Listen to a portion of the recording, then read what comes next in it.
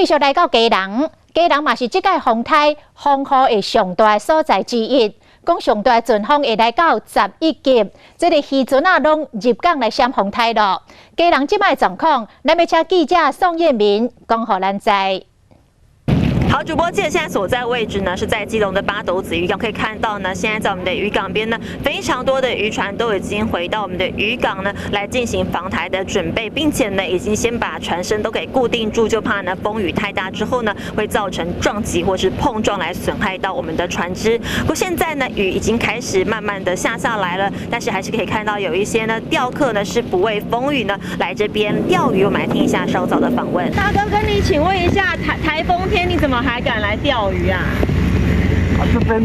这边很安全的，这边很安全。哦，看天气好的话，就困好在等。